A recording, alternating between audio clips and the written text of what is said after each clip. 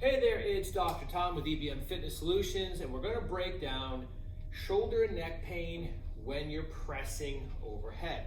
A lot of different things to look at and break down in terms of why this is happening, and then how do you go about fixing it.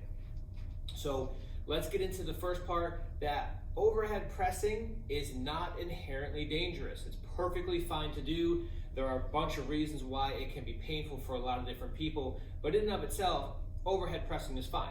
And anybody who tells you that it's dangerous for any reason is misinformed. It can be based on a bunch of things we're going to talk about, but by itself, it is definitely not a problem. So what's one of the biggest contributing factors to pain when pressing overhead? It may be something that you're not thinking about, it's your posture. Okay, so oftentimes overhead pressing and the pain associated with it has nothing to do with the exercise. It has everything to do with your body's inability to get into a good position to press from. So most people have very poor posture and very poor postural awareness in terms of what position you think you're in versus what position you are actually in. Those are two very different things, and we're going to kind of break that down and talk about why it's important, what happens when things change, and then how do you actually undo those things and sort of make a difference in terms of your posture with overhead pressing. Just for argument's sake, and just to get this out of the way now, when I refer to posture, at least for this example, and this is how I typically define it, we're going to talk about static posture is being able to get into this position right here, okay? If you can't get into this position, then we've got some postural abnormalities we need to address. So when I talk about sort of static posture, we're going to talk about this. I'm going to get into dynamic posture next, but if you can't get into the proper setup position statically, it's not going to get better when you start moving. So dynamic posture is more when you're moving and doing other things, and it's going to be your ability to hold your posture while you're doing those things.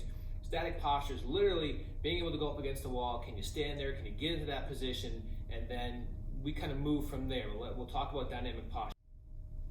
So let's say you get up against the wall, you have the good posture, you're able to get there, awesome. Step one complete. Now your dynamic posture. Can you keep that general position while you move?